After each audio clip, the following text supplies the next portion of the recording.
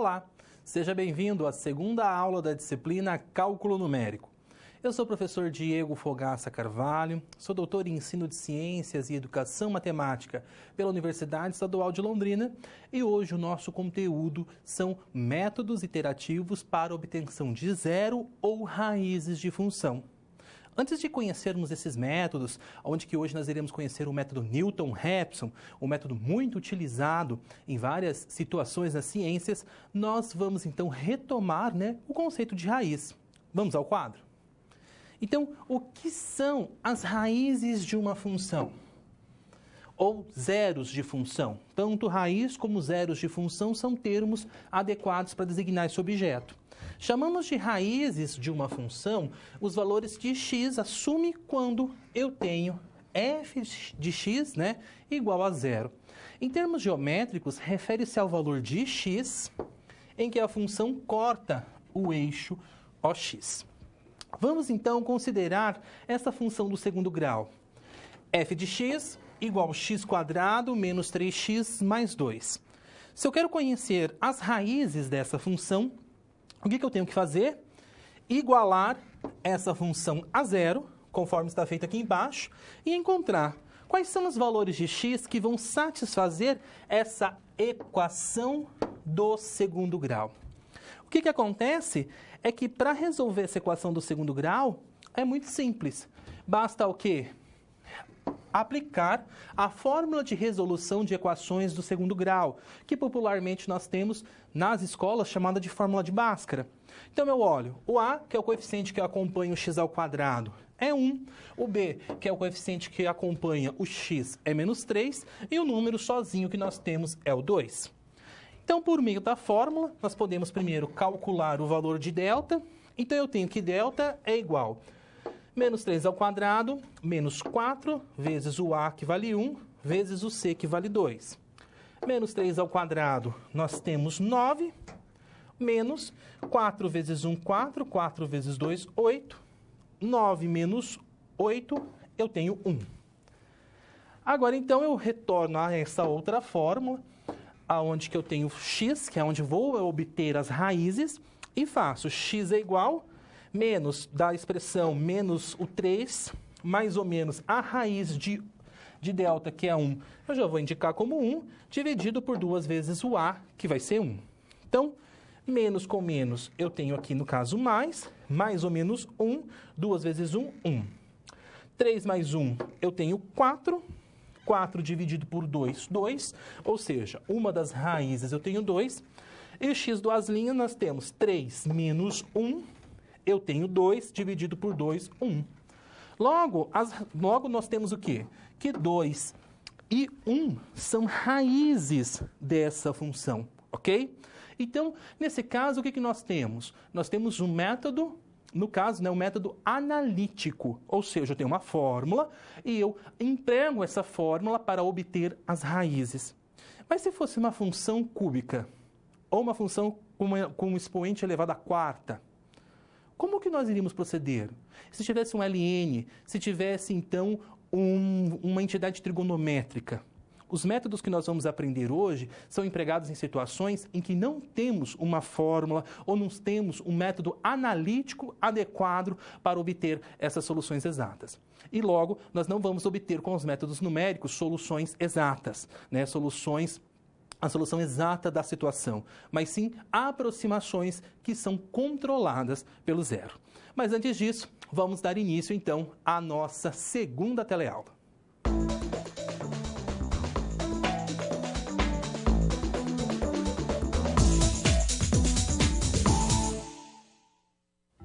Olá, como vai? Pronto para começar mais uma unidade de cálculo numérico? Eu já posso adiantar que hoje você vai ter uma surpresa. Sabe a tão precisa matemática? Então, às vezes ela não é tão precisa assim. Nesta unidade, nós vamos aprender a determinar as raízes de funções, mas especificamente as que não conseguimos alcançar por métodos analíticos, sendo necessária a aplicação dos métodos numéricos, que apesar de não nos informarem os valores exatos das raízes, nos dão as respostas aproximadas e satisfatórias para a resolução. Quais métodos são esses? São os métodos de bissecção, falsa posição, método iterativo linear e método de Newton-Raphson. todos sendo muito utilizados em áreas como engenharia, ciências econômicas, financeiras e tecnológicas. Quer áreas mais práticas que essas? E para já colocarmos em ação o que vamos aprender, a SR da unidade é uma situação pela qual quem ainda não passou, com certeza vai passar. Nós vamos ajudar a Suelen a calcular a taxa de juros cobrada no financiamento do seu novo veículo. E aqui entre nós, quem já acompanha uma negociação de compra de automóvel ou de empréstimo no banco, sabe o quanto é difícil acompanhar o que o vendedor ou o gerente diz. E com frequência a gente deixa um detalhe passar e cai como um patinho em um acordo ruim. De volta a Suelen e seu novo carro, a Suelen financiou um veículo de R$50 mil em 48 parcelas mensais, iguais de R$ 4.754,28. Para ajudar o seu irmão, que também quer comprar um veículo, a Suelen precisa saber a taxa de juros do seu financiamento, sendo que pode haver uma diferença de até 10 centavos no valor de cada parcela. Já com a equação do cálculo de financiamento em mãos, ela pede a ajuda de 4 amigos, Carlos, Pedro, José e Samuel, sendo que cada um vai escolher um método diferente para fazer o cálculo. Vamos começar as SPs com Carlos, que fará uso do método de bissecção. Para isso, antes seremos apresentados a alguns aspectos teóricos, como critério de parada, função da taxa de juros e as técnicas de iterações, que nada mais são que as repetições realizadas ao longo do processo. Para encontrar o zero das funções, o método de bissecção calcula a média aritmética dos extremos de cada intervalo da sua iteração, sendo que a cada uma delas o intervalo diminui, até que o critério de parada seja atingido, e aí sim determinando como resposta a média aritmética dos extremos do último intervalo encontrado. Pedro, por sua vez, escolhe o método de falsa posição.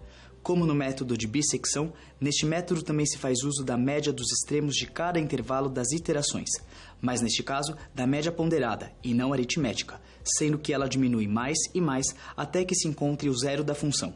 Só o que muda no método de falsa posição é a maneira de calcular elementos específicos da equação. Uma vez que Pedro apresente seu resultado, é chegada a hora de José mostrar o seu. Ele opta pelo método iterativo linear, que, como nós vamos perceber ao longo da unidade, tem a vantagem de nos levar ao zero da função mais rápido que os dos métodos anteriores. Porém, é um método que deve ser evitado em funções exponenciais, logarítmicas ou trigonométricas, e para sua aplicação é necessária a função iterativa. Samuel, o quarto amigo de Suelen, escolhe o método Newton-Raphson, desenvolvido por Isaac Newton, considerado o pai do cálculo diferencial e integral, e aperfeiçoado por Joseph Raphson. E com nomes de peso como esses, não tinha como dar errado, não é? Este é o método mais rápido e preciso dentre todos os estudados nesta unidade. Então, o que achou? Difícil? Não se preocupe, é só estudar com atenção o livro didático, as webaulas, materiais complementares e as pré- e pós-aulas. E eu tenho certeza que logo você dominará o assunto. Não só o suficiente para ajudar a Suelen com o problema do carro, mas quem sabe tanto quanto o próprio Newton. Até a próxima!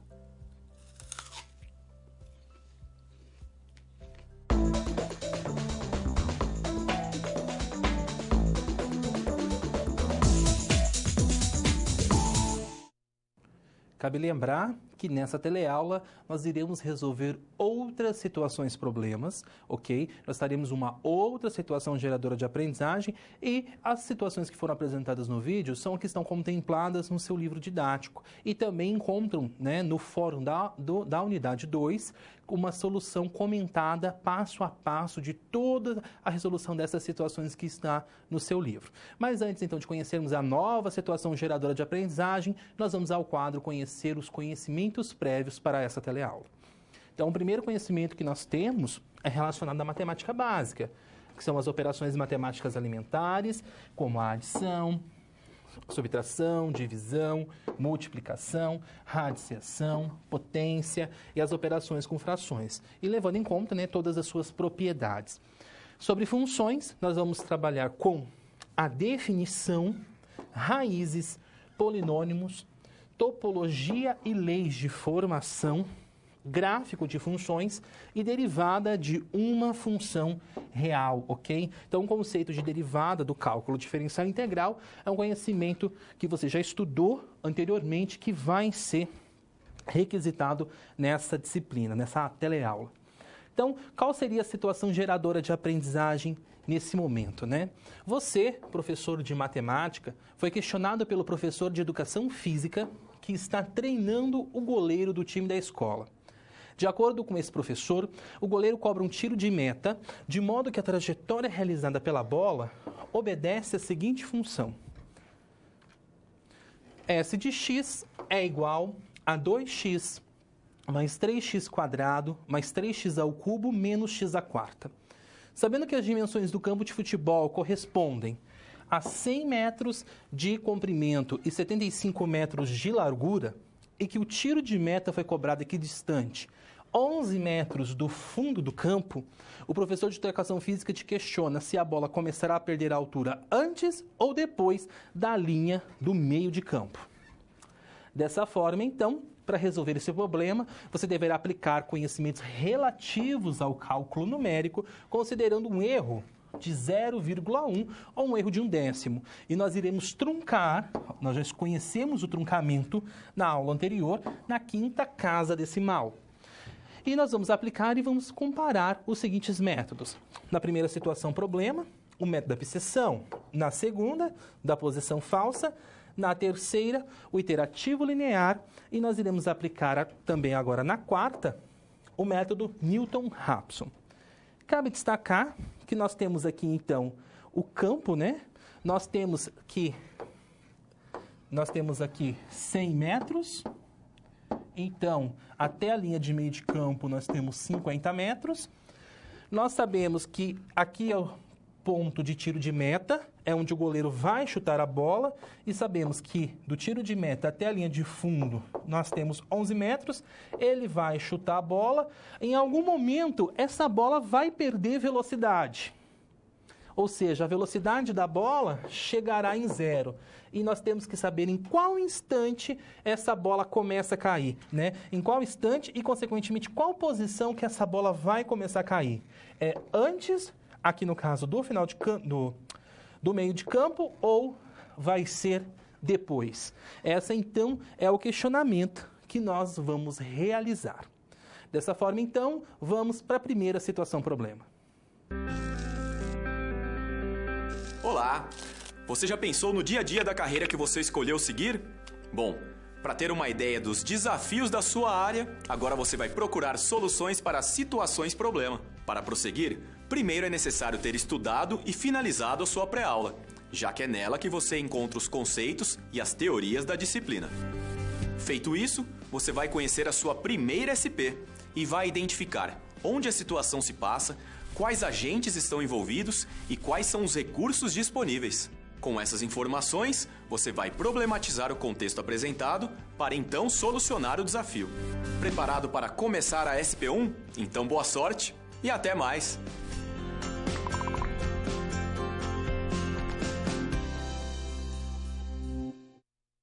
Então, o primeiro passo que nós iremos dar para a resolução da situação problema vai ser o quê? Vai ser pensar na interpretação física, né, que nós vamos realizar dessa função que foi nos dada e, consequentemente, aplicar alguns conceitos que você já estudou em cálculo diferencial integral. Vamos ao quadro? Então, aqui, né, nessa situação problema, você irá aplicar o método da biseção para ajudar o professor de educação física a resolver o problema inicial.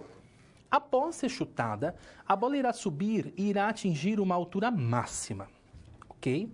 Quando a bola atinge essa altura máxima, que é a maior altura possível, a velocidade da bola chega em 0.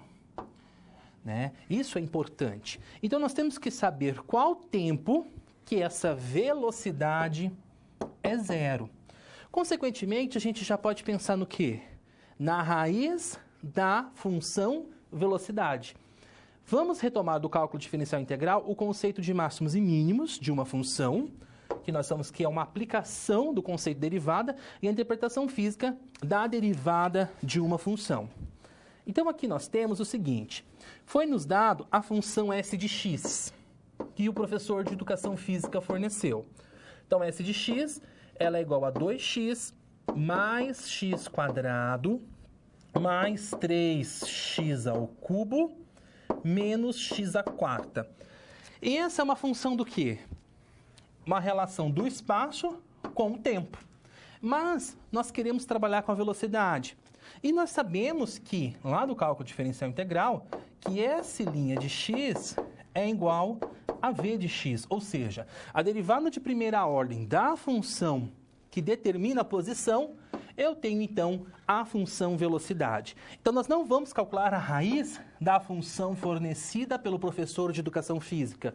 Vamos calcular a raiz da derivada de primeira ordem dessa função. Então, vamos aplicar a regra do tombo, já que temos um polinômio, né? Nós temos um polinômio de grau 4, vamos aplicar a regra do tombo e assim, então, determinar quem é essa função velocidade. Então, 1 vai tombar, aqui no caso, 2 vezes 1, 2, e eu retiro 1 da unidade. Aqui vou ter x elevado a zero, que vai ser 1, 2 vezes 1, 2. O 2 vai tombar, tombei 2 vezes x e retiro uma unidade do expoente. 2 menos 1, 1. Como é 1, implicitamente, né, nós não representamos expoente, deixamos implicitamente no caso, né, nós sabemos que tem 1. Agora, esse termo 3x ao cubo, o 3 tombou, 3 vezes 3, 9, retiro uma unidade do expoente. 3 menos 1, eu tenho então aqui no caso 2. Por fim, o 4 tombou, 4 vezes x, e eu retiro uma unidade do expoente. 4 menos 1, 3. Então, essa função que nós temos aqui embaixo é a função velocidade. 2 mais 2x mais 9x ao quadrado menos 4x ao cubo. Como eu quero saber as raízes dessa função, eu vou o quê? Eu vou igualar essa função a zero, tá? Então, eu vou igualar essa função a zero e eu tenho que determinar agora quais valores de x que vão satisfazer essa igualdade. Ou seja, quais são os valores de x que vão me possibilitar ter uma imagem zero. Nesse caso, o que acontece? Nós temos uma função de grau 3. E nós não temos uma fórmula, como no caso da fórmula de Bhaskara ou da fórmula de resolução de equações do segundo grau, para aplicar. Então, nesse caso, nós podemos pensar, tem um dispositivo Brioldo-Ruffini, né, que nós conhecemos da álgebra, que pode nos dar sustentação para isso, só que os métodos iterativos também se colocam pertinentes. E se você está implementando essa resolução numa máquina, por exemplo, o método iterativo acaba tendo um custo computacional menor do que o método direto. Ok? Então, dessa forma, nós vamos resolver por meio de Newton-Raphson. Nós vamos resolver por meio do método da bisseção. Retomando ao quadro, antes disso, nós temos que determinar um intervalo dessa função, onde possivelmente nós temos uma raiz. E para isso nós iremos utilizar, né, aqui no caso, esse teorema, chamado de teorema de Bolzano. Então, olha só, nós vamos lá na análise matemática, extrair um teorema que vai nos dar condições para delimitar um intervalo que há a possibilidade de existir uma raiz. Então, o teorema de Bolzano diz o seguinte: seja f de x, de reais em reais, uma função contínua no intervalo fechado AB. Se f de A vezes f de B é menor que zero, então f tem pelo menos um zero no intervalo aberto AB. Como que nós podemos interpretar esse teorema? O que significa o produto de f de A e f de B ser menor que zero? Para que esse produto seja menor que zero, o que acontece? Nós temos que ter ou f de A é positiva e f de B é negativa, ou f de A é negativa e f de B é positiva. Nós vamos então agora observar a seguinte situação. Vamos pensar aqui. Eu tenho eixo X, eu tenho eixo Y. Então, eu tenho aqui um A e aqui um B. Aqui eu tenho a f de A positiva. Eu vou fazer para o primeiro caso, e o segundo caso, ele é um pensamento análogo a esse. E vou pensar f de B negativa. Olha só. Só estou ilustrando o teorema. O que acontece? Se eu tenho uma função, ok, que passa por esses pontos, pode pensar em linha reta ou pode pensar numa curva que vai passar por esses pontos, como eu coloquei aqui. O que acontece com ela? Em algum momento, no intervalo A e B, ela corta o eixo X. ok? Pelo menos uma vez. Ela pode passar 1, 2, 3, mas pelo menos uma vez esse teorema acaba então o quê? Garantindo a existência de pelo menos um zero dessa função no intervalo. Para você ter garantia de que o zero da função é único, a derivada de primeira ordem tem o quê? Tem que manter o sinal.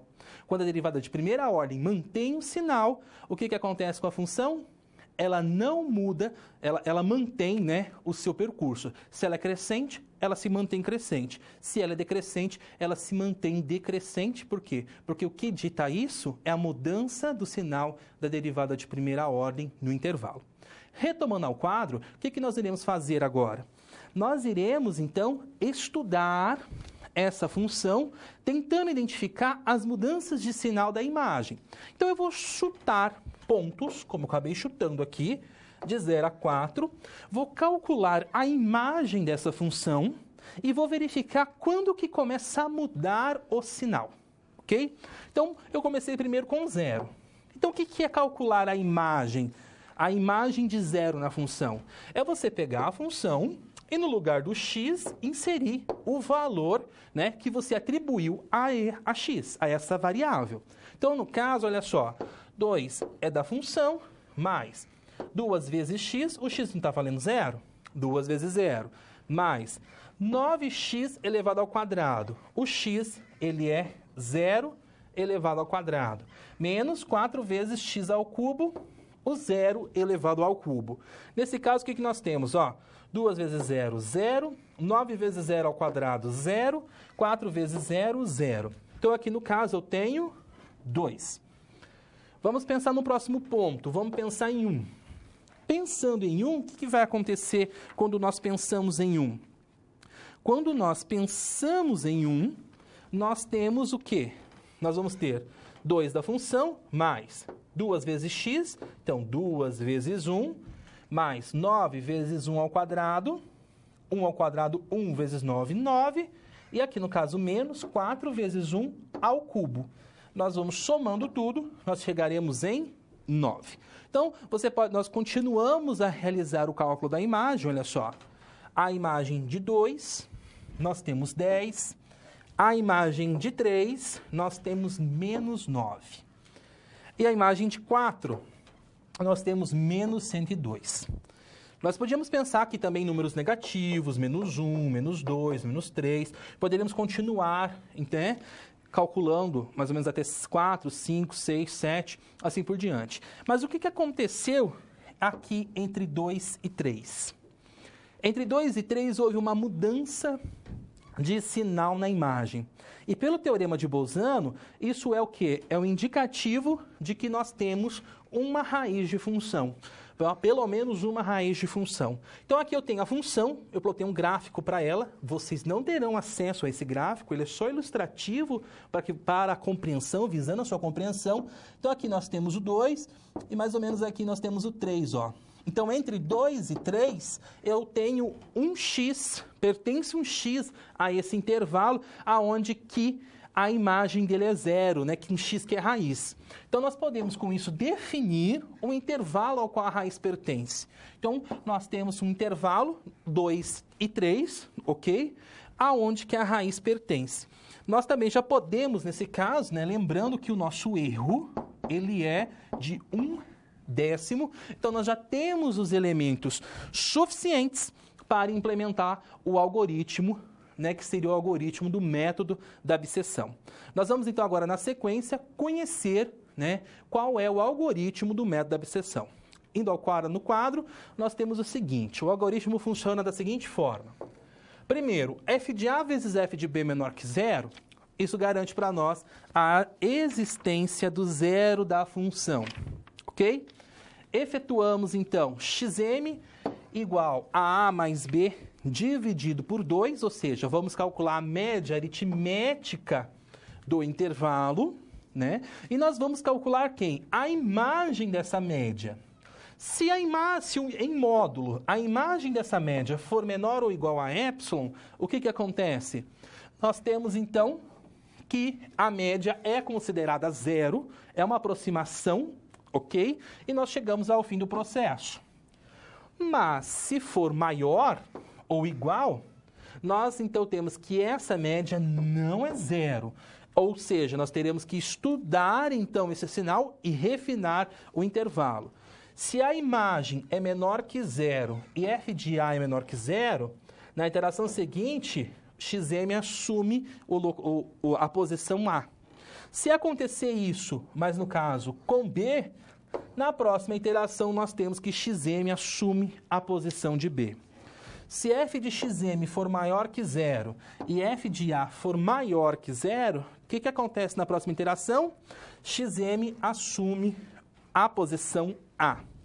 Mas, se for no caso de B, né, xm maior que zero e f de B maior que zero, nós temos que xm assume a posição de B.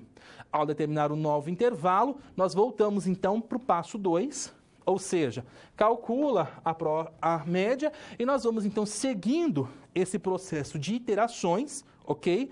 Até então chegarmos na solução.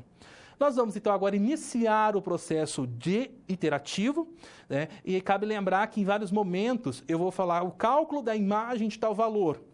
Então, mas nós não vamos resolver detalhadamente o cálculo dessa imagem.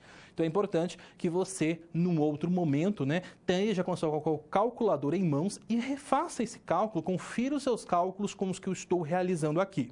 Retomando ao quadro, nós vamos então primeiro, né, iniciar esse processo iterativo seguindo o algoritmo, identificando as imagens dos extremos. Então, o primeiro passo que eu tenho, A1 é 2, B1 é 3, porque o intervalo que nós identificamos anteriormente, olha só, é 2 e 3. E a imagem nós também já calculamos, lá naquela tabela. F de A é 10 e F de B é menos 19. Então, nós vamos calcular o ponto médio. Somo 2 mais 3, que é 5 dividido por 2, nós chegamos então em 2,5. Depois de determinar esse primeiro x1, que é 2,5, que é o x da primeira iteração, o que nós vamos fazer?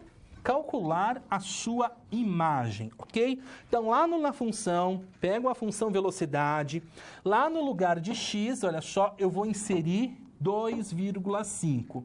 Então, muita atenção com as operações entre potências, a multiplicação e a adição, sempre respeitando essa hierarquia, nós vamos chegar em 0,75. Ou seja, a imagem de 2,5, né, de 2,5, é 0,75. Como o módulo, né, de 0,75, que é 0,75, é maior que o erro, que é 0,1, nós temos o quê? Nós temos que analisar o intervalo. Então, o que acontece? Essa análise é muito importante, então eu vou fazer a primeira com muita calma para que você compreenda. Eu tenho o extremo 2, eu tenho o extremo 3. A imagem do extremo 2 é positiva. Eu não preciso do valor, só do sinal. A imagem do extremo 3, ela é negativa. E nós obtivemos o quê? O ponto médio do intervalo, que é 2,5, que tenha também uma imagem positiva. O que acontece? O teorema de Bolzano mostra que a raiz está onde há mudança de sinal. Com isso, a região do 2,5 até o 2,5, que manteve o sinal, eu não considero mais. E passo a considerar, olha só, esse outro intervalo. Ou seja, eu acabo de descartar metade do intervalo inicial. Então, eu consigo, com isso, construir um intervalo, olha só, aonde que A2 é o valor 2,5 e onde que aqui, no caso, no caso B2, que é da segunda iteração, é, então, né, continua sendo o 3. E é essa análise que subsidia essa tabela que nós estamos trabalhando aqui, ó. Essa tabela é muito importante, né, que você observe que, ó, agora nós temos a iteração 2. O que acontece na iteração 2? A vale 2,5, B vale 3. A imagem nós temos de A, que é 2,5. A imagem de B, que é menos 19. E eu vou fazer o quê? 2,5 mais 3 dividido por 2. Eu vou obter 2,75, ok?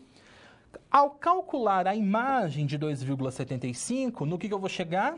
Menos 7,625. E agora o que eu faço?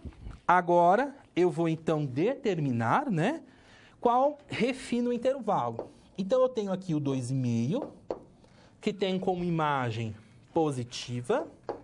Eu tenho aqui no caso o 3, que tem como imagem negativa. E eu tenho o ponto médio desse intervalo, que é o 2,75, que tem, olha só, como uma imagem negativa. Olha só, do 3 até o 2,75, ó, o sinal se manteve. Mas do 2,5 até o 2,75, o que vai acontecer? Houve a mudança de sinal. Então, vou refinar esse meu intervalo. Então, na terceira iteração, o que acontece? 2,5 se manteve e 2,75, né, assume, então, o lugar de B. Uma outra coisa que eu esqueci de comentar nesse passo aqui é que depois que nós calculamos essa imagem, nós temos que comparar. O módulo de menos 7,625 é 7,625. E esse valor é o quê? É maior que 0,1, que é o nosso erro. Por isso que nós vamos para a iteração 3, ok? Desculpa essa falha. Agora aqui, na iteração 3, o que nós vamos fazer? 2,5. A imagem, eu tenho que é 0,75. 2,75, eu tenho como imagem menos 7,625. Somo A e B e divido por 2, olha no que eu vou encontrar, 2,625. E vou calcular a imagem. Calculando a imagem, eu chego em menos 3,085. O módulo de menos 3,085 será 3,085, que ainda é maior que 0,1. Ou seja, eu tenho que iniciar a iteração 4. Só que agora eu vou analisar esse intervalo de forma análoga ao que nós fizemos aqui. Então, eu tenho no extremo 2,5, que tem como uma imagem positiva, e no outro extremo, olha só, eu tenho 2,75, que tem como imagem negativa. E o ponto médio desse intervalo na iteração 3, olha só, ele é 2,625, que teve como que uma imagem negativa. Então, do 2,625 até o 2,75, o sinal se manteve. Mas do 2,5 até o 2,625, o sinal mudou. Então, o próximo intervalo da próxima iteração me diz que, na quarta iteração, o A é o 2,5 e o B é o 2,625. Ok? Dando continuidade, então, a imagem 0,75... a imagem de B, menos 3,085, o ponto médio, 2,5625, que já tem uma imagem menos 1,083. Note que a imagem está cada vez mais se aproximando de zero, e é isso que nós queremos. Mas como em módulo, essa é a imagem, né, do XM da nossa quarta iteração é ainda maior, é maior que 1, nós vamos para a iteração 5. Na iteração 5, o que vai acontecer? Na iteração 5, nós temos nosso A, o 2,5. O XM da iteração 4 assume, né, a posição B.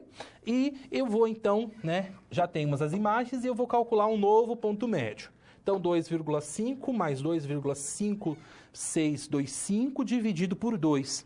E eu chego em 2,53125, ok? Que é o novo ponto médio. Quando eu calculo a imagem desse novo ponto médio, olha só no que eu chego. Eu chego em menos 0,145. O módulo desse valor é 0,145, que ainda é maior que 0,1. Ok? Ele ainda acaba sendo maior. Consequentemente, eu tenho que iniciar uma iteração 6. Só que como, né, a imagem é negativa, na iteração 6 eu mantenho o A, 2,5, só que eu mudo o B para quem? Para 2,53125. Somo A e somo B da sexta iteração e obtenho como ponto médio 2,515625. Calculando a sua imagem, eu chego em 0,307. Novamente, o módulo desse valor, 0,307, é o quê? É maior que o erro, que é 0,1. Então, eu tenho que iniciar a sétima iteração. Só que aqui acontece, então, o pulo do gato. Por quê?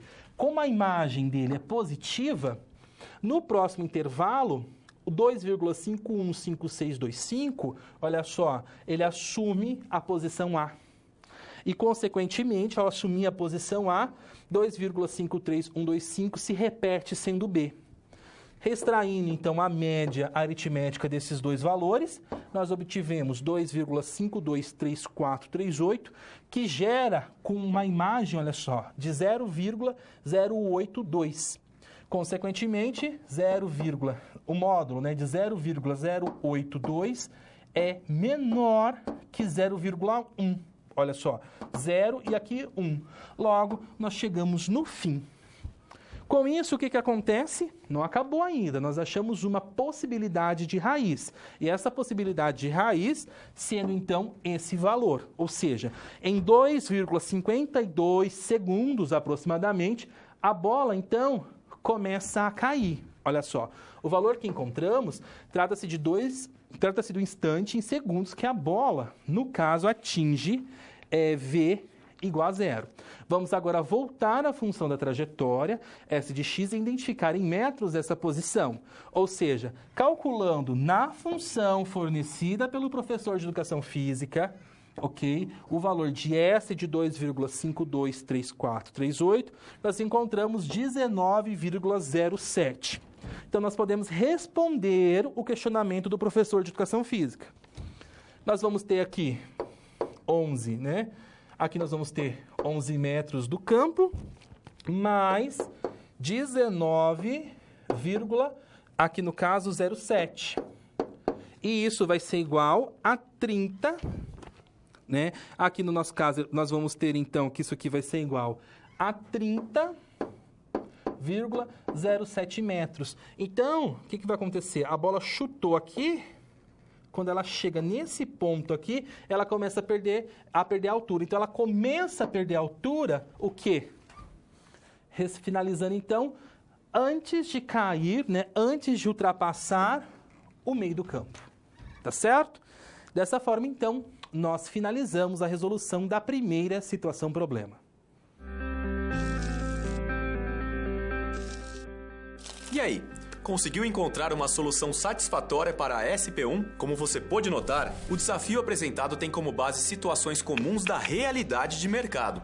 Eles são elaborados a partir de informações de empresas, experiência dos professores e acontecimentos do cotidiano. Isso significa que antes mesmo de você se formar, além de todo o conhecimento teórico, você já está em contato com a realidade do seu futuro profissional. Ah, e caso surja alguma dúvida, acesse o fórum e envie a sua pergunta, ok? Confere agora a SP2.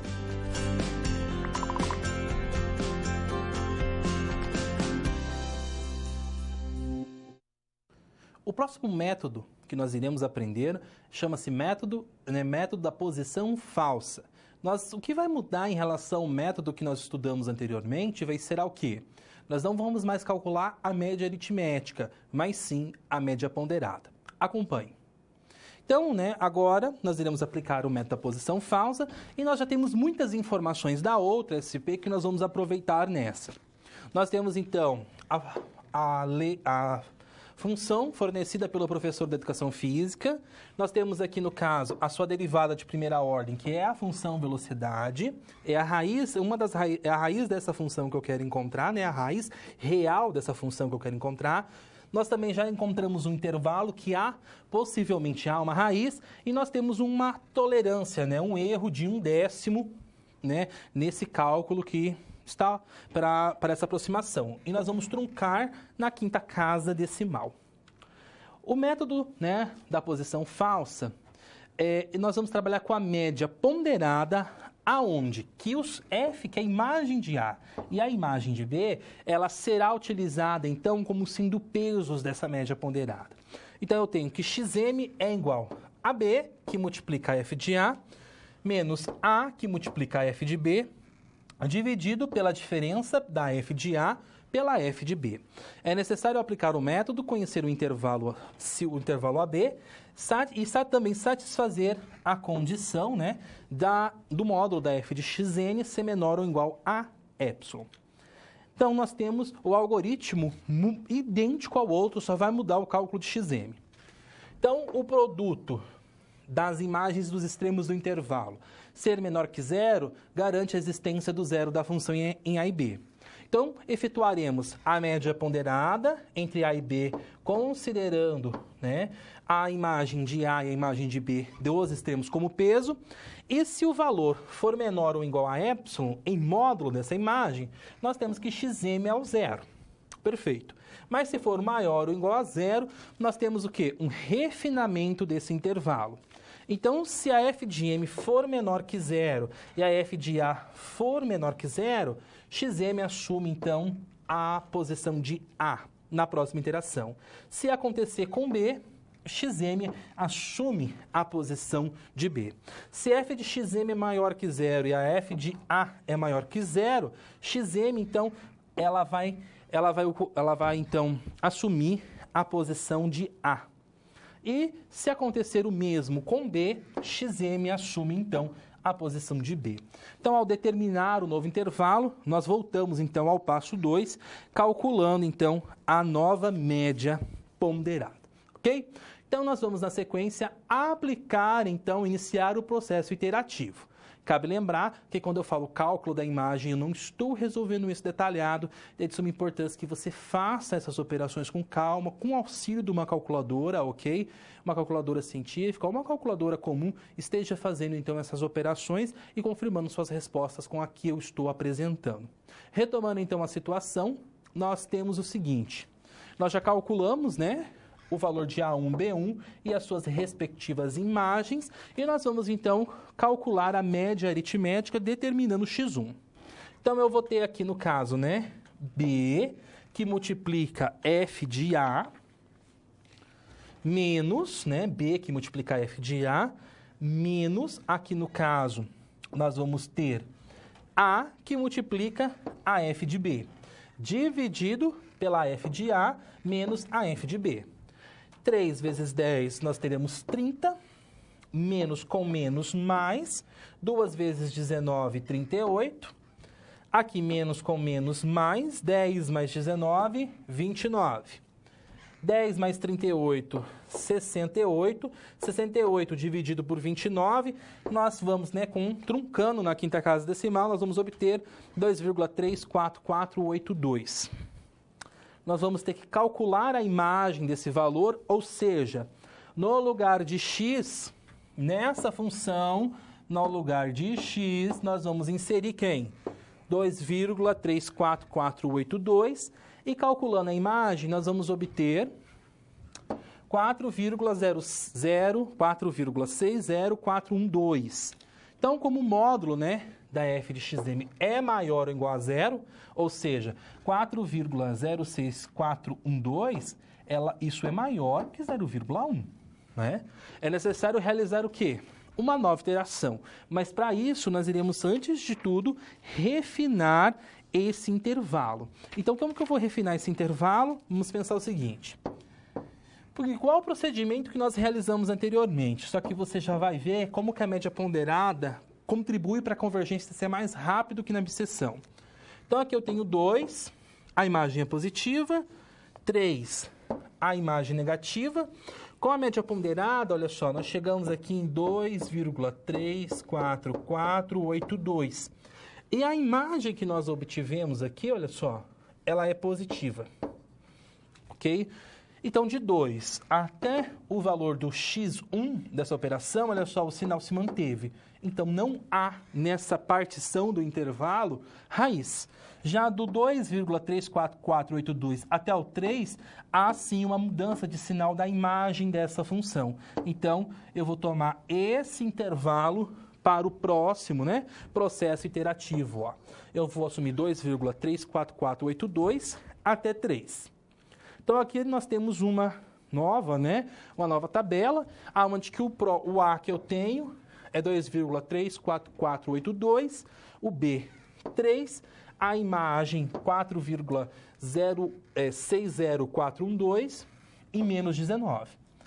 Calculando a média ponderada entre o intervalo e considerando a imagem dos extremos desse intervalo como sendo, então, o peso, nós vamos obter o quê? 2,47262. Calculando a imagem, olha só, nós vamos ter 1,50090. O módulo de 1,50090, o que acontece? É maior que 0,1. Então, eu inicio o próximo, processo iterativo. Então, eu vou, para a minha terceira iteração. Só que agora o que acontece? Acontece que a imagem ela é positiva. Como a imagem é positiva, nesse novo processo iterativo, A assume, então, a posição do xm que nós obtivemos anteriormente. Então, A é 2,47262 e B vale 3. Calculando a média aritmética entre os extremos do intervalo e utilizando suas imagens como peso, nós encontramos 2,51123. Que ao calcular, então, a imagem desse valor, nós vamos obter 0,43282. De novo, o módulo de 0,43282 ainda é maior que 0,1, mas nós estamos cada vez chegando mais perto, ok? Então, nós vamos iniciar a nossa quarta iteração. Nessa quarta iteração, o que nós vamos observar com muita atenção? Nós vamos observar o quê? A imagem, ela é positiva. Como a imagem é positiva, o valor de xm, de 2,51123, assume, então, a posição A e a posição B nós vamos repetir ainda sendo 3. Dessa forma, nós vamos calcular a média ponderada entre os extremos do intervalo, considerando suas imagens como peso, e vamos obter 2,52211, ok? Calculando, então, a imagem de 2,52211, nós vamos obter 0,12034, ainda positivo, ok? Esse valor, então, sendo positivo, nós vamos para a quinta iteração e, pela imagem ser positiva, 2,52211 assume, então, a posição de A. Então, na quinta iteração, com A valendo 2,52211, com B valendo 3 e com suas respectivas imagens, nós calculamos a média ponderada e vamos obter 2,52512. E nós vamos obter, então, como imagem 0,03312. Olha só, o módulo de 0,033122 é menor que 0,1. Então, temos que no instante de 2 segundos, 0,52512, a bola atinge V0. Para determinar a posição, nós vamos seguir o mesmo passo anteriormente. Nós voltamos o quê? A função que o professor de Educação Física forneceu, que é aquela função com expoente elevado à quarta. Vamos substituir esse x, o valor 2,52512, e nós vamos chegar, então, como imagem, 19,07239. Então, o que significa isso? Significa que nesse instante... Nesse instante de 2,5212 segundos, a bola em 19,07 metros, ela começa a cair. E a análise é semelhante à que nós realizamos anteriormente, Nós temos 11 mais 19, aqui no caso, 0,07. Nós temos como solução 30,07 metros. Então, a bola começa a perder altura, né? Ela vai começar a cair antes de ultrapassar a linha do meio de campo. Dessa forma, então, nós finalizamos a segunda situação problema. Bom, 2 SPs já foram finalizadas. Como você acha que está se saindo? Lembre-se de que para se dar bem é importante seguir as etapas, já que elas facilitam os seus estudos. Vamos revê-las? Primeiro é necessário estudar a pré-aula para conhecer a teoria e os conceitos da disciplina. Em seguida, leia a SP com atenção para conhecer e interpretar a situação exposta. Feito isso, você deve levantar hipóteses sobre a situação problema, considerando os recursos disponíveis. E por fim, você deve aplicar os conceitos estudados com foco em resolver a problematização. Combinado? Então fique agora com a SP3. Até mais!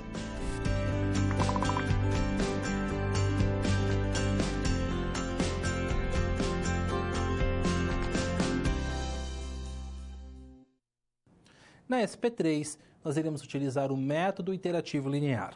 E agora, né, o método iterativo linear como Newton-Raphson, nós não vamos utilizar f de x, a própria f de x, como sendo a função geradora das raízes. Nós teremos uma função iterativa que vai fornecer, né? Nós temos uma função auxiliar, uma outra função que vai nos auxiliar no processo de encontrar essa aproximação. Vamos então agora ao quadro retomar, né, o que nós já sabemos sobre esse problema apresentado pelo professor de Educação Física. Nós temos então a função que nos mostra a posição dessa bola, né, em relação ao tempo, 2x mais x ao quadrado mais 3x ao cubo menos x à quarta. Nós sabemos que a derivada de primeira ordem dessa função s é a função velocidade e nós queremos saber em qual instante de tempo x que v é igual a zero. Então, aqui essa seria a nossa função velocidade. Nós estamos interessados na raiz dessa função, encontrar a raiz dessa função. Nós já localizamos o intervalo 2 e 3, vamos sendo um intervalo possível em que essa raiz está, né? Essa raiz pertence. E nós temos uma tolerância de 0,1, como sendo o nosso erro, nosso epsilon, e vamos truncar na quinta casa decimal. Então, o método iterativo linear, como eu já comentei, ele trabalha com uma função iterativa. E essa função iterativa é chamada g de x. Então, nós vamos, partindo de f de x, nós vamos escrever g de x de modo que eu tenho g de x menos x, sendo g de x essa função iterativa. Então, primeiro eu determino essa função. Se f de x é igual a zero, olha só, se f de x é igual a zero, o que eu tenho? Eu tenho que zero é igual a g de x menos x. Esse x aqui, no caso, né, ele está negativo, ele opera do outro lado positivo, então eu tenho x igual a g de x. Determina-se, então, xn mais 1 como sendo quem? Sendo xn o nosso chute inicial, como sendo a imagem em G. Sendo A igual a x0, calcula-se f de x0. Se a f de x0 em módulo for menor ou igual a epsilon, então x0 é raiz. Perfeito, acabou o processo. Mas se no caso f de x0 for maior que epsilon, nós iremos buscar por x1, ok? E x1 é obtido que, ao realizar xn mais 1 é igual à imagem de xn em G, sendo x1 igual a g de x0. Dessa forma, nós retomamos, então, ao passo 4 e vamos desencadeando, né, até que a tolerância, que o erro, né, nesse processo de decisão aqui, seja, então, aceitável. Então, na sequência, nós vamos começar, então, a aplicar esse método, ok? E é de suma importância que você veja como que nós estamos isolando x nesse processo, ok? Retomando ao quadro, nós temos aqui, então, como que nós vamos encontrar esse valor. A dica que eu tenho é o seguinte, nós temos a f de x e nós vamos igualar f de x a zero, conforme nós temos aqui indicado, e nós vamos isolar o x que acompanha, tá? O termo de maior, que apresenta, no caso, né, o maior grau. Então, no caso, seria o x que acompanha, então, o termo, né, menos 4x ao cubo. Então, menos 4x ao cubo opera do outro lado da igualdade como mais 4x ao cubo. E agora eu tenho 4 está multiplicando x ao cubo, ele passa dividindo todo o outro membro do outro lado da igualdade. Então, eu tenho x ao cubo igual a 2/4 mais 2/4 de x mais 9/4 de x ao quadrado. E nesse caso, agora, esse elemento ao cubo, a potência ao cubo, nós, então, extraímos raiz cúbica dos dois lados da igualdade e eu já fiz uma simplificação. 2/4 nós podemos simplificar para meio e 2/4 de x nós também podemos simplificar como sendo meio x, ok? Então, a função interativa g de x, que vai determinar para nós nesse caso, os valores, né, as aproximações de xn, vai ser, então, raiz cúbica de meio mais x sobre 2 mais 9/4 de x ao quadrado. É com essa função que nós iremos trabalhar. Então, aqui nós temos, né, a função interativa g de x. Então, a primeira iteração, nós já temos alguns conhecimentos, né? Nós já fizemos tanto A1 quanto B1, a imagem tanto de A1 quanto B1. Só que nesse método, nós não utilizamos os dois extremos do intervalo. Nós vamos assumir o chute inicial como sendo quem? O ponto médio desse intervalo. E nós já calculamos o ponto médio na primeira iteração no método da abscissão, que é 2,5. Nós já fizemos esse cálculo. Então, agora, o que eu faço? Eu vou calcular, e eu já sei que a f de 2,5 é 0,75. E o módulo de 0,75 é o quê? É maior que 0,1. Então, eu vou calcular a g de 2,5. Então, no lugar de x, olha só, eu vou inserir 2,5, vou realizar primeiro, né, as operações de potência, depois o produto, depois a soma, e aqui eu vou extrair a raiz, chegando em 2,50996, ok? Obtendo, então, esse valor de 2,50996, eu calculo a imagem, mas não agora na função g. Eu volto lá, no caso aqui, né, na função f. Ó, muita atenção. Eu calculo a imagem do xn na função f. Então, é a f de 2,50996. E vou obter 0,469025. Ok? Nesse caso, essa imagem que nós obtivemos, ela é o quê? Ela ainda o módulo dela é maior que 0,1. Então, nós vamos partir para a iteração 2. Na iteração 2, o que nós temos? Nós temos, então, que o nosso xn vale 2,500996. A sua imagem, nós temos aqui, 0,46903. Ainda é maior, né? É um módulo, ela ainda é maior que 0,1. Então, eu calculo quem? Eu calculo agora a g, vou lá na função interativa, de 2,500996. E quem que eu obtenho? 2,51614, ok? Muita atenção nesse momento. Então, como o erro não foi satisfeito, esse valor, o xn mais 1, não vem da f. O xn mais 1 vem da função interativa g de x. Então, eu obtenho o valor, que é x2, olha só, 2,51614, calculo a sua imagem agora na f, vou até escrever aqui, ó, né, que é a g de xn. Então, agora eu calculo na f e obtenho 0,29259. Em módulo, ainda é maior que 0,1. Ou seja, eu vou iniciar um novo processo iterativo. Então, eu vou na g de x e calculo a g de 2,51614. E quando eu calculo a g desse valor, eu obtenho 2,51998, sendo então esse valor x3, ok? Calculando então a imagem de 2,51998, o que nós vamos obter? 0,18214. Conforme estamos caminhando, olha só, as imagens estão tendendo a zero. Então é importante observar isso, porque se a imagem não está tendendo a zero, o que acontece? A função geratriz pode não estar satisfazendo, sendo necessário obter outra função geratriz. O módulo de 0,18214 ainda é maior que 0,1, certo? E nós vamos então inserir 2,51998 na g de x e vamos obter 2,52236. Ok? Calculando, então, a sua imagem, agora na quarta iteração, nós vamos obter 0,113376.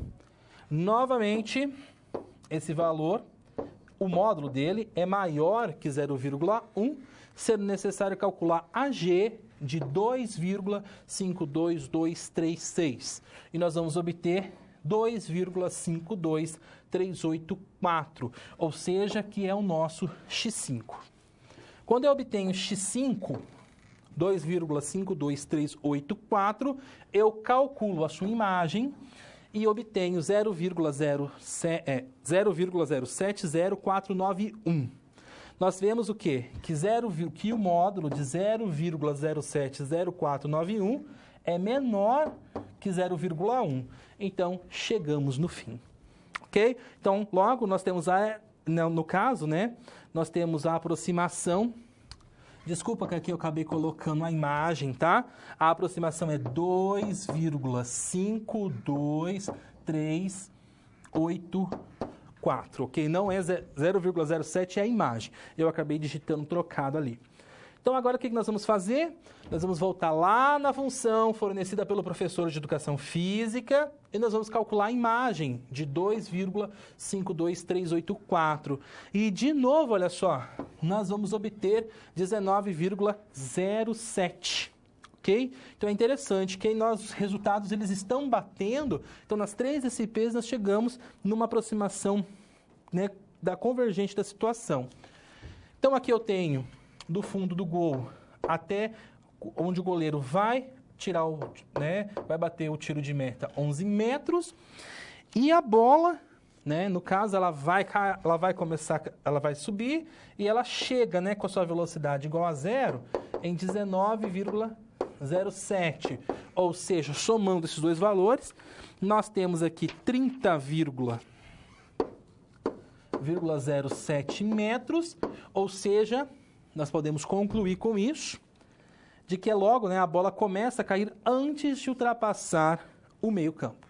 Dessa forma, então, nós finalizamos a resolução da terceira situação-problema. Quando você faz uso de todo o material didático, você passa a conhecer as teorias e os conceitos da disciplina de forma mais completa. Só assim as SPs, que servem de exercícios práticos que te preparam para o mercado de trabalho, terão efeito na sua carreira. Ou seja, seguindo as etapas, você está adquirindo experiência profissional antes mesmo de terminar o seu curso. E se durante a sua leitura algum ponto de interrogação surgir, não se preocupe. Envie sua dúvida no fórum, ok? Fique agora com a SP4. Boa sorte!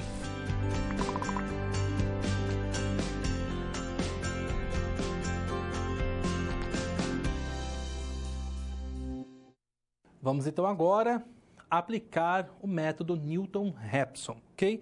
que hoje é o método que nós temos mais sólido e que apresenta uma convergência muito rápida para zero de funções. É o método que seu algoritmo está na calculadora HP12C e vários outros softwares que calculam zero de função trabalham, né, fundamentados nesse algoritmo, no algoritmo de Newton-Raphson. Vamos então agora ao quadro, retomar então alguns conceitos que nós já estudamos. Lembrando, né, que eu não acabei mudando, é o método Newton, né, Raphson, ok? Que nós estamos trabalhando. Cabe retomar as informações que até o momento já conhecemos. Aqui nós temos a função fornecida pelo professor de Educação Física, que trata da relação do espaço com o tempo. Nós temos aqui, então, a derivada de primeira ordem, que nos fornece, então, a velocidade. E nós queremos saber quem? O tempo, né, em que a velocidade é zero. Ou seja, é a raiz dessa função que vai determinar o instante em que a bola vai começar a cair. O intervalo que localizamos a raiz, nós já determinamos que está entre 2 e 3. O erro aceitável de todo experimento, que é de 1/10, e nós estamos truncando na quinta casa decimal. Não podemos esquecer disso. Então, o método Newton-Raphson, ele também tem uma função interativa, só que nessa função interativa, nós temos a derivada da função no ponto sendo utilizada. Então, a primeira coisa que nós vamos fazer é o seguinte: nós temos um chute inicial, chamado xn, ok? É um chute inicial que pertence ao intervalo, pode ser qualquer valor que pertence a esse intervalo, e nós vamos calcular. Se o módulo dessa f de xn for menor ou igual a epsilon, o que isso implica? Implica que xn é zero da função. Então, já acabou o processo. Mas, se for maior que o epsilon, xn não é zero da função. Ou seja, nós vamos, então, ter que determinar xn mais 1. Nesse caso, para determinar xn mais 1, olha só a função interativa do método Newton-Raphson. Xn mais 1 é igual a xn menos, ou seja, a razão da f de xn pela f' de xn. Então, Newton-Raphson, ela vai trazer para nós essa razão, ok? Xn menos a função, a imagem de xn dividida pela imagem da derivada de primeira ordem de xn. Aqui no caso tem dois c's, né? Se o módulo da f de xn mais 1 for maior que epsilon, xn mais 1 não é zero. Então, nós retomamos ao passo 3, ok? E, consequentemente, nós vamos cada vez mais refinando e convergendo, então, para a solução. Então, é de suma importância, né, nesse momento que você retome, né, os conhecimentos de cálculo diferencial integral, principalmente a derivada da função num ponto e a derivada e a função derivada, porque eles são importantíssimos na compreensão e na execução do método Newton-Raphson. Retomando então agora o quadro, nós começamos o processo iterativo, ou seja, derivando a função velocidade, ok? Então, a derivada de 2 nós temos que é zero, a derivada de 2x, pela regra do tombo, nós temos que é 2, a derivada de 9x ao quadrado, nós temos que é 18x, e a derivada de menos 4x ao cubo, nós temos, então, menos 12x ao quadrado. Então, a f' nós temos, né, que vai ajudar nesse processo iterativo, é 2 mais 18x menos, aqui no caso, né, menos 12x ao quadrado. Vamos agora dar início ao processo de aplicação do método iterativo e vamos utilizar, então, como chute inicial. Quem que nós vamos utilizar como chute inicial? Vamos utilizar o ponto médio do intervalo. Então, nós já calculamos esse ponto médio na primeira SP, que é 2,5. Agora que eu tenho x0 como 2,5, eu preciso determinar a imagem de 2,5 e a imagem de 2,5 na função derivada de primeira ordem. Então, o que nós vamos fazer? No lugar de x, eu vou, no caso, em f, né, substituir por 2,5. Então, eu vou ter 2 mais 2 vezes 2,5 mais 9 vezes 2,5 ao quadrado menos 4 vezes 2,5 ao cubo. Então, eu vou ter 2 2 vezes 2,55, 2,5 ao quadrado vezes 9, 56,25, e 2,5 ao cubo vezes 4, 62,5. Somando todos esses elementos, nós já calculamos também essa imagem, nós temos 0,75. Agora eu vou inserir, então, 2,5 na F'.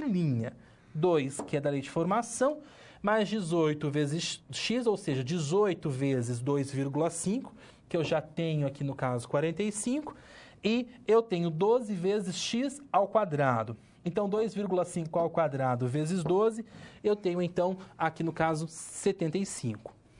2 mais 45 menos 75, eu tenho, então, menos 28. Então, eu tenho que x, aqui no caso, né, xn mais 1, ele é igual a xn menos f de xn dividido pela f' de xn. Então, nesse caso, o que eu vou ter aqui? Xn 2,5 menos, que é da função iterativa Newton-Raphson, menos a f de x, que é 0,75, dividido pela f'. Nesse caso, a f' é negativa, então ela é menos 28. 2,5 eu vou repetir, menos com menos mais, 0,75 dividido por 28 e truncado na quinta casa decimal, eu vou obter 0,02678. Somando esses dois valores, eu tenho x1 valendo 2,52678. Então, agora o que eu faço? Eu calculo a imagem dessa função. Olha lá, eu volto então agora para f, e no lugar de x, eu vou inserir 2,52678. Então, eu tenho 2 mais 2,52678 mais o valor 2,52678 ao quadrado menos 4 vezes 2,52678 ao cubo. Então, realizando primeiro a potência, depois os produtos e depois a soma, nós chegamos em menos 0,01498. O módulo dessa imagem, ou seja, o módulo da f de 2,52678, vale quanto? Vale 0,01498. E esse valor, 0,01498, é menor que 0,1. Consequentemente, nós já podemos considerar esse valor, 2,52678, como uma boa aproximação. Então, nós podemos o quê? Calcular lá na função fornecida pelo professor de educação física, nós podemos calcular a imagem de 2,52678. E quando realizamos esse cálculo, no que nós vamos chegar? Em 19,06 metros. Então, para responder o problema, ou seja, chegou uma função um pouquinho diferente da que nós chegamos nos métodos anteriores. Então, respondendo, o professor de educação física, o que vai acontecer? Ele vai partir de 11 metros, a bola começa a ser chutada e nesse ponto aqui ela começa a perder a altura e vai começar então a cair.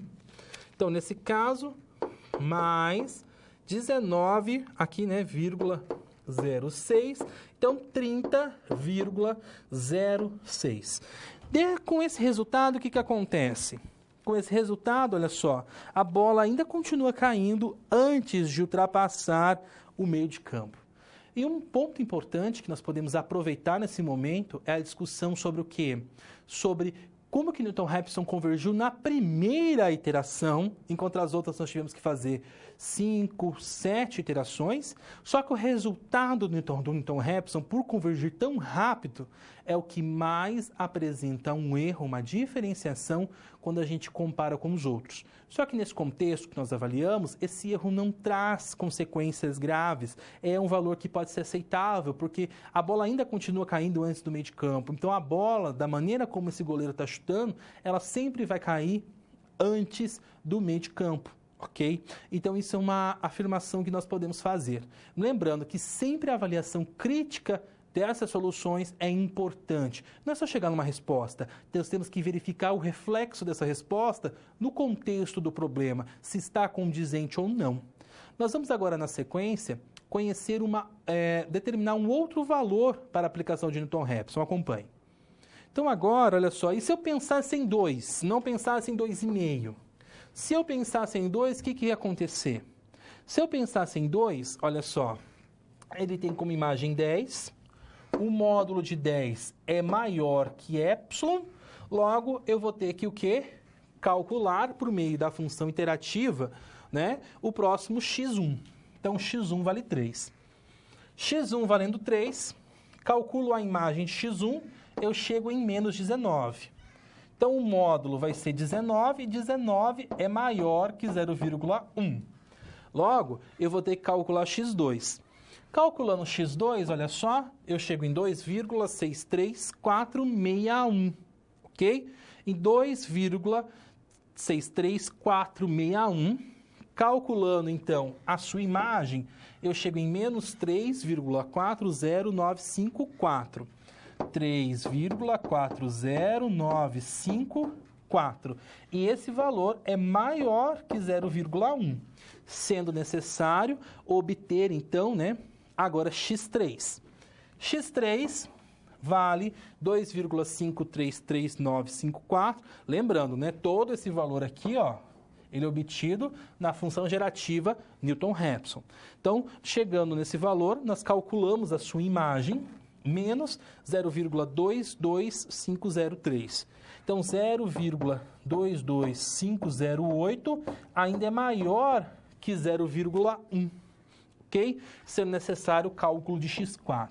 E agora é uma parte importante. Quando nós chegamos em x4, né, que 2,5363, olha a imagem que nós obtivemos. 0,00099. Então, essa é uma aproximação muito melhor do que as outras aproximações que nós obtivemos pelos outros métodos. E isso é uma parte importante, que é o quê? Se você está trabalhando com Newton-Raphson, chegou numa solução e essa solução está satisfazendo a tolerância, mas quando você vai pensar o reflexo dessa solução na realidade não está interessante ou está cometendo algum equívoco, ou seja, o seu olhar crítico identifica esse equívoco, então você pode aumentar a tolerância, e você pode também o quê? Mudar o chute inicial. Então, nós mudamos, nesse caso, o chute inicial e nós já chegamos numa aproximação muito melhor do que a aproximação que nós chegamos antes com uma casa decimal. Dessa forma, finalizamos a quarta situação problema. Bom, chegamos ao final da nossa aula. E depois de concluir todas as SPs, é hora de você refletir sobre tudo o que aprendeu com os desafios. Vamos lá? Primeiro, ficou claro que o conhecimento vem ao fazer uso do material didático disponível no ambiente virtual do aluno. Isso inclui fazer a pré-aula, assistir aos vídeos, ler os textos e acessar as web-aulas. E depois de compreender os conceitos da disciplina, você aprendeu a aplicar os fundamentos aprendidos em situações similares às da realidade do mercado de trabalho. Tudo isso faz de você um aluno proativo e mais capacitado para exercer a sua profissão, o que te coloca passos à frente na hora de ter sucesso profissional. Mas não acabou. Você ainda tem a sua pós-aula para acessar. Não vai esquecer, hein? Cada parte do processo é essencial para a sua aprendizagem. Respeite todas as etapas, ok? Bons estudos! Tchau!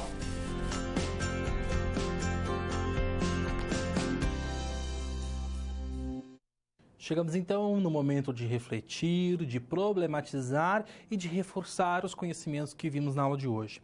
Quando eu olho para todos esses 4 métodos e coloco, né, um ao lado do outro, eu gosto muito de Newton-Raphson. Eu acho que ele tem uma eficiência muito melhor para o que nós estamos precisando. Então, é importante que nós vamos, nesse momento, voltar a Newton-Raphson e reproblematizar algumas situações. Acompanhe no quadro. Então, nós temos uma situação onde eu tenho um f de x como sendo x ao cubo mais x menos 7, eu tenho um intervalo 1 e 2 e eu vou aumentar a tolerância. Vou pôr uma tolerância agora de 1/100 e nós vamos aplicar com Raphson. Então, derivando a função em relação a x uma vez, nós temos 3x² mais 1, e eu vou assumir, então, como chute inicial, esse extremo do intervalo. Lembrando que você pode assumir qualquer valor que pertence a esse intervalo, né? Então, x vale 1. Calculando a imagem de 1 na função, nós vamos chegar, então, a menos 5. Calculando a imagem na função derivada de primeira ordem, nós vamos, então, chegar em 4. E para calcular x1, nós vamos fazer de que forma? Nós vamos, então, pegar, né, x0, que é 1, menos a imagem de x1, a imagem de x0, que é menos 5, dividido pela f' de 1, que é 4. Então, vamos repetir, menos com menos mais, 1 mais 5 quartos, olha só no que nós vamos chegar, 2,25. Ok? 2,25, aqui nós temos, então, um quadro que nós apresentamos, tem como imagem 6,641, que em módulo, olha só, ela é maior que 0,01, sendo, então, necessário o cálculo de x2. O x2 é 1,84, fique à vontade para verificar esses valores depois, e vai ter como imagem 1,06067. Em módulo, nós ainda temos, né, que esse valor é maior que 0,01. E nós vamos, então, ter que calcular x3. Lembrando que xn mais 1 é obtido na função interativa Newton-Raphson.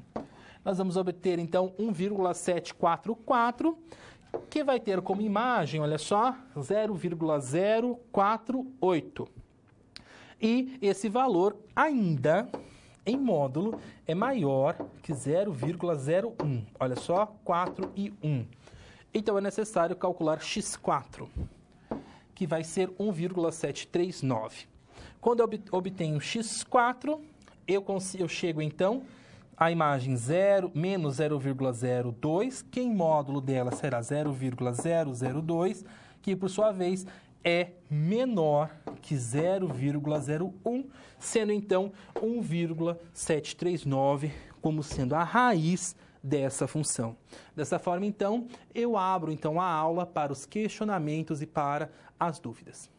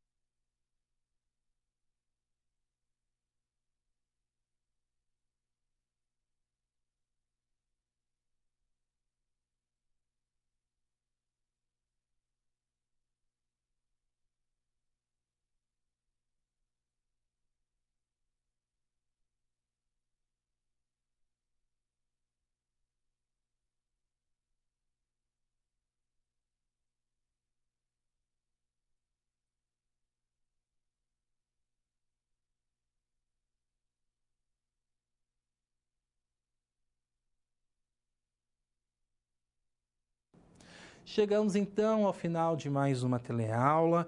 Eu gostaria de agradecer então, que os tutores que estão mediando aí nos polos e dizer o seguinte: se algum aluno tem alguma dúvida frente a essa situação, nós temos a aula novamente disponibilizada, ele pode assistir. E quando você for assistir de novo essa aula, esteja com lápis, com caneta, com caderno, vá parando o vídeo, vai pausando. Na hora que eu falei, chegou na imagem tal, calcule essa imagem, verifique a solução e não esqueça que nós estamos truncando na quinta casa decimal. Eu vou ficando por aqui e até a próxima.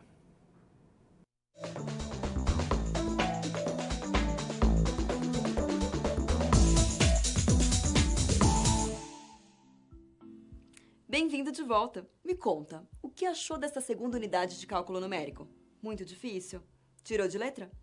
Uma coisa é certa, você está mais preparado não só academicamente, mas também para situações com as quais vai se deparar durante toda a vida, como compreender melhor, e portanto negociar melhor, taxas de financiamento para a compra daquele carro ou mesmo daquela casa que você tanto planejou.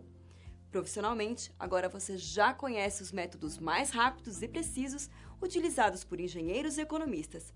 Vamos relembrar um pouco do que vimos? Nesta segunda unidade de cálculo numérico, compreendemos sua importância como área de apoio que é, uma vez que permite com que cheguemos a respostas muito próximas das reais nas funções com grau de complexidade muito elevado, que demandariam muito tempo para que se obtivesse a resposta exata. E como chegamos a estas respostas? Através dos 4 métodos analisados aqui: método de bissecção, método de falsa posição, método iterativo linear e método de Newton-Raphson. Na SR da unidade, acompanhamos a história de Suelen, que após comprar o seu carro novo, precisava calcular o valor da taxa de juros do seu financiamento para aconselhar o irmão. Sem conhecimento em cálculos numéricos, Suelen pediu ajuda a 4 amigos: Carlos, Pedro, José e Samuel, sendo que cada um deles fez uso de uma das técnicas ensinadas para chegar ao resultado. Na primeira situação-problema, Carlos, utilizando o método de bissecção, alcançou um resultado tirando a média aritmética dos extremos de cada intervalo da sua iteração, até que se alcançasse o critério de parada. Pedro, por sua vez, escolhe o método de falsa posição. Como no método de bissecção, neste método também se faz uso da média dos extremos de cada intervalo das iterações, mas neste caso da média ponderada e não aritmética, sendo que ela diminui mais e mais até que se encontre o zero da função. Só o que muda no método de falsa posição é a maneira de calcular elementos específicos da equação. O próximo método analisado foi o método iterativo linear, que ficou a cargo de José. Ele nos mostrou que se trata de um método com uma velocidade superior de convergência, ou seja, o tempo gasto para nos aproximarmos do zero da função. Mas José também deixou claro que nós não devemos utilizar o método iterativo linear em funções exponenciais, logarítmicas ou trigonométricas, e com ele há sempre a necessidade da função iterativa. Nós inclusive aprendemos um pouco de história com Samuel, o 4º amigo de Suelen, que ficou responsável pelo método Newton-Raphson, desenvolvido por nomes de peso como o pai do cálculo diferencial integral, Isaac Newton, e Joseph Raphson, que aperfeiçoou a técnica, sendo este o método mais rápido e preciso dos 4. Relembrou? Então que tal mais um exercício só para garantir? Então anota aí. Mas anota rapidinho, hein? Mais rápido que o método Newton-Raphson. Uma cidade apresenta uma taxa de crescimento do número de empregos em função do tempo, sendo f de x a relação de 1000 empregos gerados por ano. Sabendo-se que x representa o tempo em anos e com base na equação apresentada, determine após quanto tempo a taxa de crescimento de empregos atinge o valor de 2,5 mil empregos ao ano, aplicando o método que julgar mais adequado. Anotou? Então, mãos à obra! E não se esqueça também de conferir o material complementar do livro didático, além de assistir às webaulas e estudar o conteúdo tanto das pré quanto das pós-aulas. Bom, eu fico por aqui e até a próxima!